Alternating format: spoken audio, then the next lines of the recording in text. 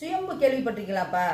ஒரு லிங்கத்தை வந்து நம்ம உருவாக்குறது வேற, தானாக உருவாகிறது வேற. இப்படி தானாக உருவாகி வந்தவர் தான் நம்மளோட சிஎம். இப்போ என்ன பண்ண, இவருக்கு வந்து பார்த்தா அரசியல் பலம் கிடையாது, அதிகார பலம் கிடையாது, மீடியா பலம் கிடையாது, டிவியில் ஒரு சேனல் கூட கிடையாது.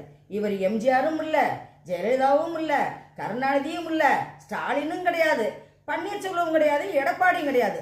ஆனால் ஒரே எலெக்ஷனில் நம்ம விளையாண்டுட்டு இருக்கோம் பார்த்தீங்களா, கிரிக்கெட்டில் விளையாண்டுட்டு இருக்கும்போது அப்பா அந்த தடவை சிக்ஸர் அடித்தா நம்ம ஜெயிச்சிருவிடும்னு சொன்னாங்களே, ஒரே எலெக்ஷனில் சிக்ஸர் அடித்தாரு, வந்து போய் உக்காந்தாரு பார்த்துங்க சிஎம் சீட்டில். இதுதான் அதோட வெற்றிக்கான ஒரு அறிகுறி. எப்படி ஒரு பலத்தோடு வந்து உட்கார்ந்தாரு பாருங்க. இவரை நான் என்ன சொல்கிறேன் தெரியுமா, இவர் வந்து சரியான ஆள்பா. என்ன, நம்மளுக்கான தகுதியான ஒரு சிஎம் தான் இவர். வந்து கிங் மேக்கர் தான் இவர். பண்ணினதை வந்து, அதாவது ஒரே 2.5 வருஷம் ஆட்சியில் உடனடியாக வந்து அரசவையில் உட்கார்ந்தா பார்த்தீங்களா, உலகமே திரும்பி பார்த்துச்சு.